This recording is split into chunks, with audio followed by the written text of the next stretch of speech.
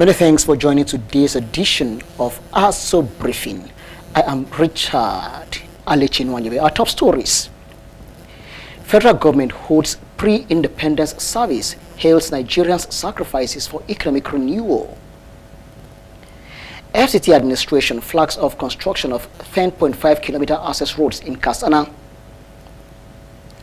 Federal Airports Authority of Nigeria launches Operation Go Cashless at airports. You are watching Aso Briefing. Don't forget that you can watch us live on DSTV channel 392, StarTimes TV channel 127, and on Free TV, look us up on channel 507. On the UHF band, we are on channel 38. Now we go ahead with details of all our stories. The federal government has said that Nigerians' sacrifices are making today The federal government has said the sacrifices Nigerians are making today are paving the way for economic renewal, stronger institutions, and improved conditions in all sectors. The government, through the Secretary to the Government of the Federation, SGF, Senator George Akume, said today's gains are from the bold reforms that President Bola Tinubu's administration has been implementing to ensure not temporary relief, but lasting transformation. The SGF spoke at an interdenominational church service at the National Economical Center, Christian Center in Abuja, as part of activities to mark Nigeria's 65th independence anniversary on October 1st. In his vote of thanks, Senator Akume urged Nigerians to join hands with the government in propelling the nation forward. The SGF noted that governance is not the exclusive preserve of leaders, but a shared responsibility between those in government and the citizens. Akume called for patience and constructive engagement from the citizens, saying Nigeria's resilience has always been greater than its challenges. Senate President Godswill Akpabio represented President Tinubu at the solemn gathering, which brought together top government officials, members of the diplomatic corps, religious leaders, and other eminent personalities. It was marked by prayers, thanksgiving, and renewed calls for unity and shared prosperity in nation building. Now, the Federal Capital Territory Administration has commenced the construction of 10.5 kilometers of access roads within Katsina District in the Abuja Municipal Area Council. The roads, which includes 11, 16, and 40N and Sales 03, are designed to service the Renewed Hope housing estate and are expected to be completed within 18 months. Flagging off the project, the FCT Minister, Barrister Ezemonye Wike, said the initiative marked the fulfillment of promises made to residents under President Bola Tinubu's Renewed Hope agenda. He assured that funds had been provided to ensure timely delivery, noting that the roads would open up the area to real estate investments and other economic activities. Can be said to be a city without good network of roads. That is basic. What defines a city first is the network of roads. Then you talk about other facilities. Of all these houses you are seeing here, without any network of roads, it makes no sense. If you want to build a hospital here without road, it makes no sense. If you want to build schools here without road, it makes no sense. So the first thing you must provide as to attract even investors is the road that work. On her part, the acting head of service, Nancy Nathan, described the project as a strategic intervention that would ease traffic congestion and provide a vital link between Katsina and other parts of the city. She emphasized that the FCTA remained committed to projects that promote economic growth and leave enduring legacies for the residents of Abuja. The importance of this project cannot be overstated. The construction of these access roads, N11, N16, N4, and SILS 3, is a strategic intervention that will ease traffic congestion by providing a vital link between Katsina District and other parts of the city, thereby boosting commercial and residential development and ultimately contributing to the growth of Abuja as a model city. The Federal Capital Territory Administration remains resolute in delivering projects that will touch lives, promote economic growth, and leave enduring legacy for generations to come. Medical experts have stressed that adopting healthy lifestyle and maintaining positive behavioral habits remain the most effective ways to safeguard heart health. To mark the 2025 World Heart Day with the theme, Don't Miss a Beat, and observed annually on September 29th, health experts are stressing that prevention through healthy daily choices is a safer approach than treatment. Let's join Elizabeth Kasham for more. As Nigeria celebrates 2025 World Heart Day, health practitioners and team from APIN Medical Lab observed the day with health work in Abuja, while urging citizens to take a break and exercise daily.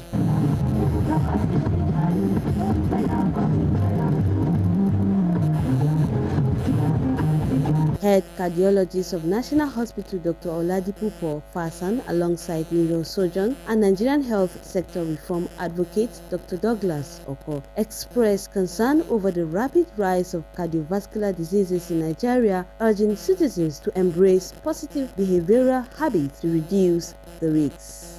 Exercise is very key.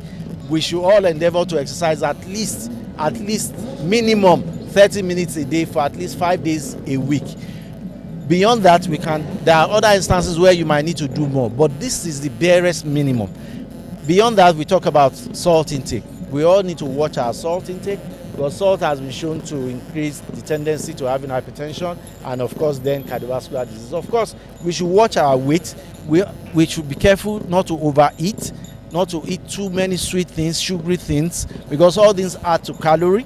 And with calorie, you add weight, and with weight, you have hypertension, diabetes, and before you know it, other cardiovascular. So the significance of this work is just to actually push and educate and advocate and promote healthy living. Okay, exercise, no sitting around in the house. You come out from your house, you enter your AC car, you drive to work, you sit down, you come back. So exercise is extremely important. General Manager APIN Medical Lab, Mr. Femi Owolagba, lamented the state of poor healthcare delivery in the country and appealed to the government to take deliberate actions to provide adequate facilities for citizens. Serious investment in the health sector. My plea with the government is that they should invest in the health sector, especially with all these common diseases now. You see, heart attack or heart issues are much more common these days. And of course, it can be linked to the current situation of this in the country. And even the health sector, the health facilities themselves, are actually also poorly funded, that they cannot afford all of this thing by themselves. So there must be a deliberate action by government to put all of this equipment in places. Records have shown that cardiovascular diseases account for 10% of all deaths in Nigeria and nearly 11% of non-communicable disease-related fatalities, with hypertension now affecting almost 1 in 3 adults. Experts maintain that simple daily habits like exercise, healthy eating, and regular checkups are the safest way to prevent heart diseases and cut down rising cases in Nigeria. Elizabeth Kasham, Aso Television News. The Nigerian Railway Corporation has announced that passenger train services on the Abuja-Kaduna route will commence on Wednesday, October 1st, 2025, after completing all safety and technical checks. A statement signed by the NRC's Chief Public Relations Officer, Callistus Unyenmadu, said following the August 26th incident, the NRC confirmed that out of the 583 passengers on board, 530 passengers were contacted by phone, out of which 512 have successfully received refunds. It added that all 22 injured passengers have been contacted, many visited by its medical team, and in addition to that, will enjoy 1 free ride per week until December 31st, 2025.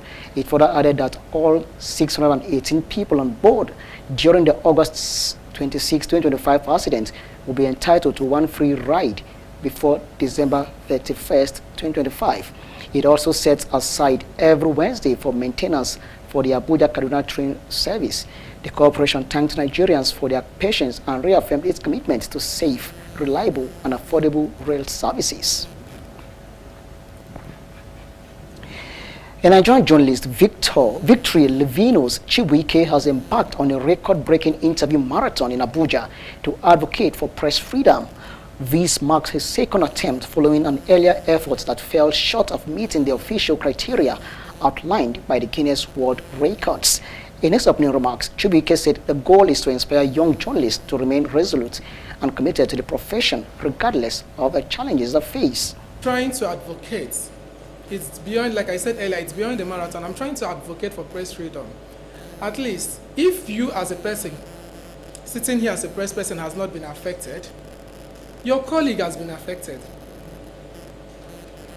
I get questions like this: how does it affect the life of a common journalist? And I tell you that if you've not been a victim of harassment in the line of duty, your colleague have been a victim. You know, take for instance, going to cover a protest. Even the security personnel will leave the protesters and face the journalists who come to do their duties and leave. Some end up going there, living there, going home with injuries. Some even live with their gadget being damaged. You know, those are the things that we're trying to advocate for. And I believe that with this, our voices will be heard. And together we can amplify the call for press freedom.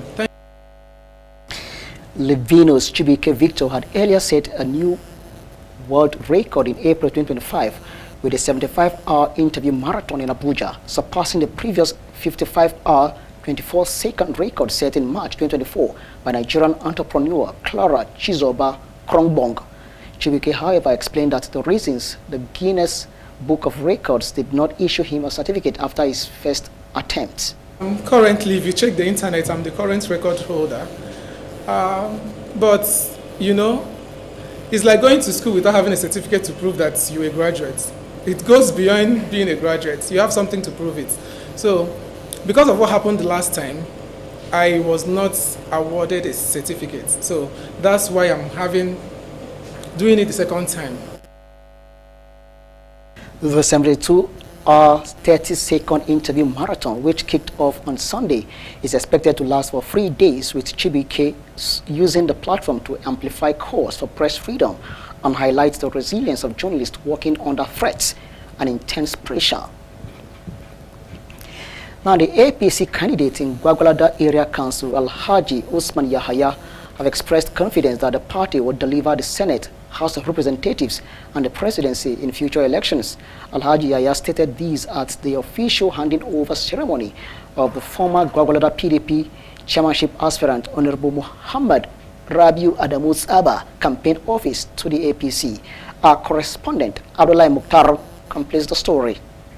With the commencement of electioneering campaigns by candidates of all political parties for the FCT Area Council elections, as announced by the Independent National Electoral Commission (INEC), political activities have begun to take shape across the nooks and crannies of the nation's capital territory, Abuja. Alhaji Usman Yahaya, receiving the campaign office on behalf of the APC, described the gesture as a huge boost, noting that it signifies the collapse of Saba's political structure into the APC.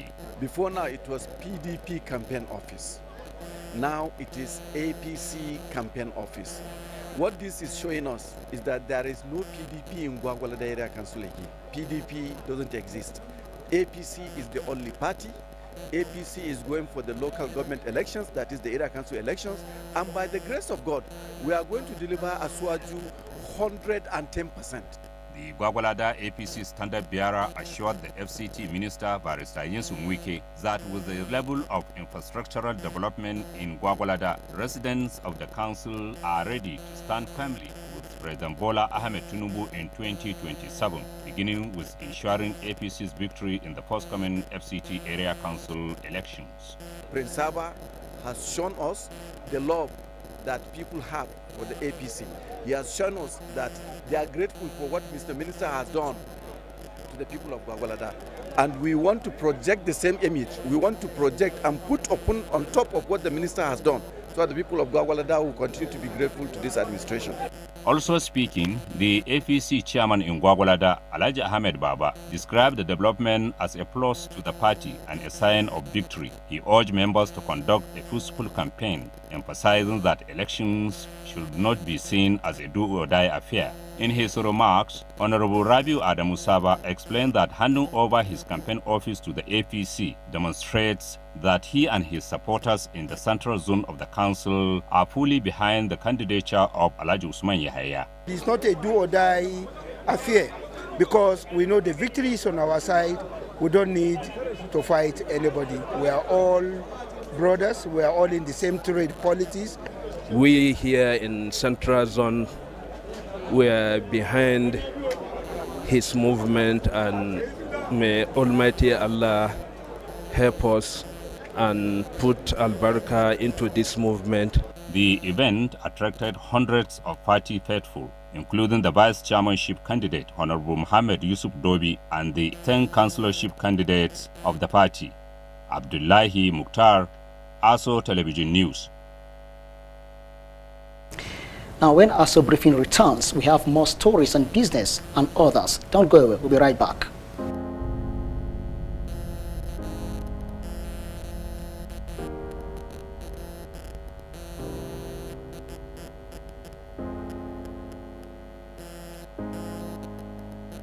Let's get one thing straight. Being a woman with disabilities doesn't mean you don't have the right to quality sexual and reproductive health information and services. Family planning, maternity care, STI prevention. Every woman deserves access to safe, respectful, and inclusive reproductive health care. My body, my health, my reproductive rights. No limits, no exceptions. Your health matters. Your choices matters. Get informed, get care, and take charge of your future. You are watching Aso Briefing. Don't forget that you can watch us live on DSTV channel 392, StarTimes TV channel 127, and on Free TV, look us up on channel 507. On the UHF band, you can find us on channel 38. Now we move ahead with the rest of the bulletin. The Road Transport Employers Association of Nigeria, RTEAN, has officially informed its members, stakeholders, government institutions, security agencies, and the general public of a recent leadership change within the association. This was disclosed in a statement jointly signed by Alhaji Dr. Musa Mohammed Meitakobi, Executive National President of the association, and Comrade Henry Ejiofor Ugu, National Secretary, on behalf of the National Executive Council of the association. According to the statement, the decision was made in line with RTEAN's Constitution and the Trade Union Act, resulting in the appointment of Comrade Henry Ejiofor Ugu as the new National Secretary General. The NEC reaffirmed its commitment to transparency, accountability, industrial harmony, and continued collaboration with the government to promote peace and sustainable development in Nigeria's transport sector. Members, stakeholders, and the public were urged to take note of the leadership change and to accord full recognition to Comrade Ugu as the duly appointed National Secretary of the association. The association also revealed that its former National Secretary General, Alhaji Yusuf Ibrahim Adeniyi, was suspended following allegations brought against him. A several-man committee has been set up by the NEC to investigate the matter thoroughly. The leadership of RTEAN expressed confidence that this change will strengthen the association's operations and enhance its contributions to the nation's transport industry.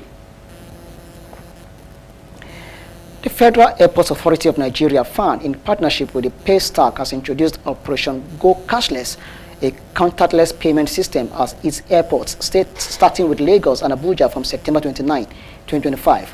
According to FAN's management, all payments at FAN revenue points, including access gates, car parks, VIP, and protocol lounges, will go fully cashless, replacing cash transactions with secure digital options. It says the move aims to boost efficiency, improve revenue assurance, and enhance customer experience in line with global trends. To support travelers, FAN has deployed brand ambassadors for guidance and introduced the FAN Go Cashless card, which can be collected at airport gates and activated online. FAN noted that the initiative will later be expanded to other airports nationwide. Nigeria has been re-elected into the Part 2 of the International Civil Aviation Organization ICAO Council at the 42nd ICAO Assembly in Montreal, Canada. Engineer Mahmoud Ben Tukur, Nigeria's representative to ICAO, won his re-election with 163 out of the 185 votes, defeating candidates from 11 other African nations. Tunde Moshood, Special Advisor on Media and Communications to Nigeria's Minister of Aviation and Aerospace Development, in a statement said, "This success underscores international confidence in Nigeria's aviation leadership. Nigeria now joins 11 other countries, including Egypt and South Africa, in Part 2 of the Council." The Minister of Aviation and Aerospace Development, Festus Keyamo, led Nigeria's delegation and campaign. Following the victory, Mr. Keyamo described it as a proud moment for Nigeria and Africa, reaffirming the country's commitment to global aviation growth, safety, security, and sustainability.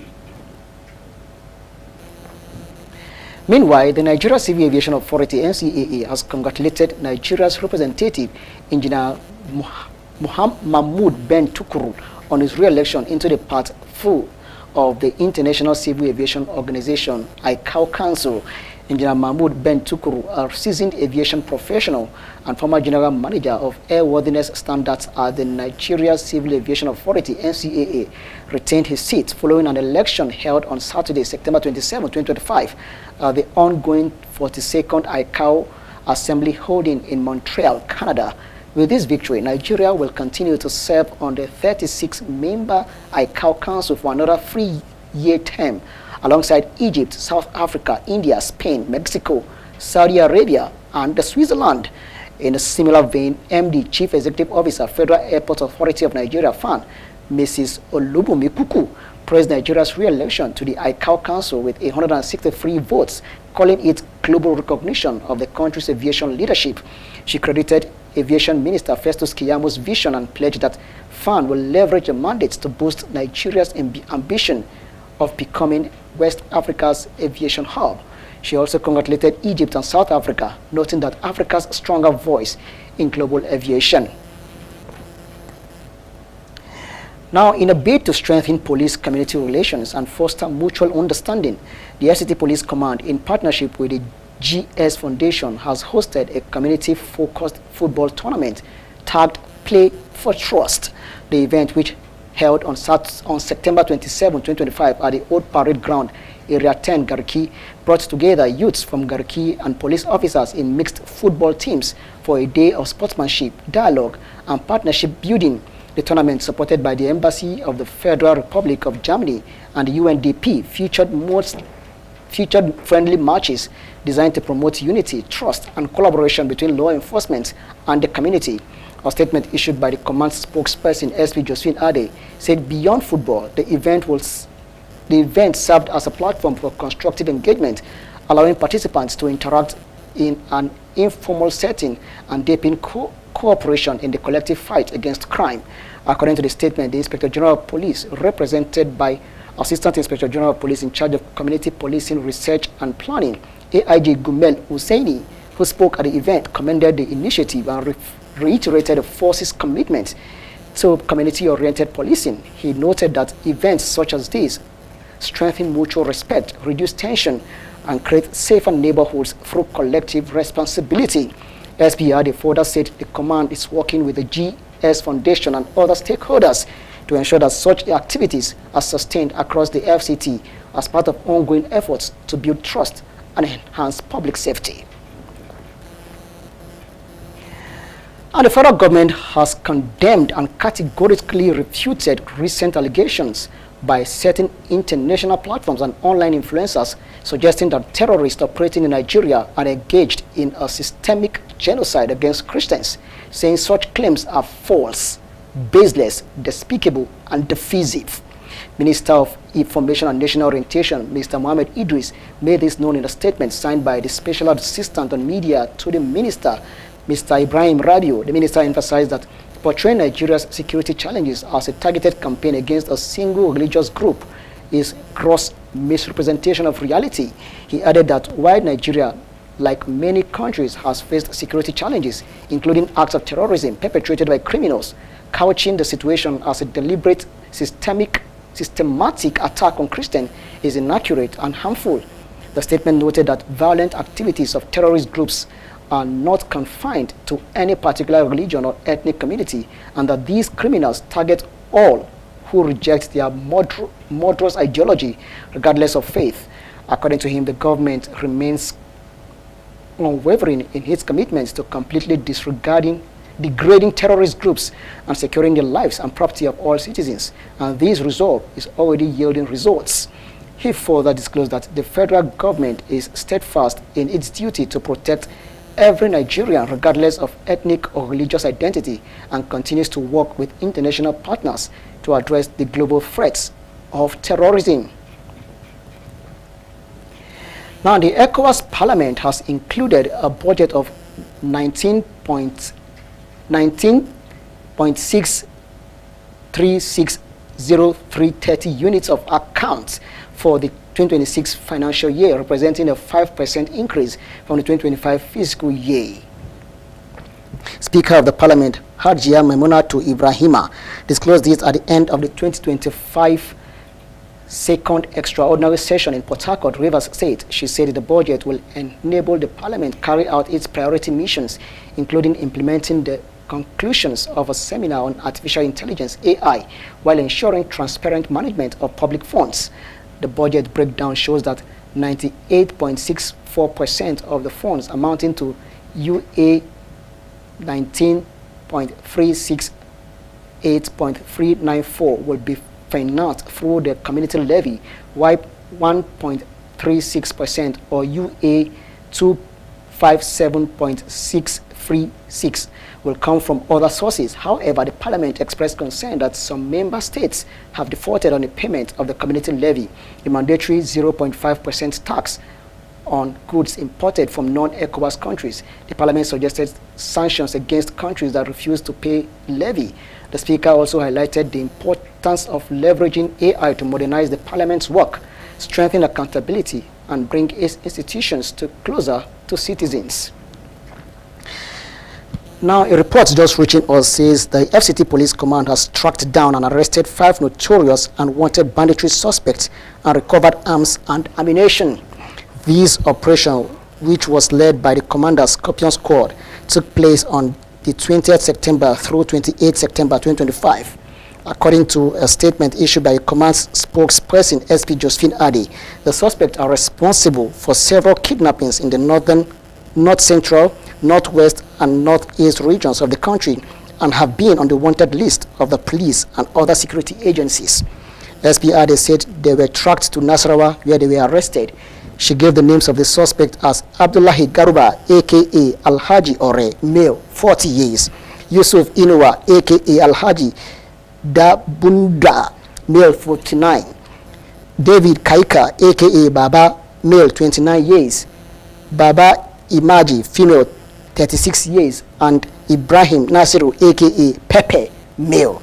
She said exhibits recovered from the suspect include 2,186 rounds of live 7.62 x 39mm AK-47 ammunition, 2 AK-47 rifles with obliterated serial numbers, 1 locally fabricated pistol with 2 live cartridges, 5 operational motorcycles used by the suspects. The police spokesperson also noted that all suspects have confessed to their crimes and will be charged in court upon conclusion of investigations, adding that efforts are ongoing to track and arrest their other gang member currently on the run. The statement further noted that while commending the bravery and gallantry of the officers, the CP Ajao Adewale reassured the public of his continued efforts to rid the FCT and its environs of crime and criminality.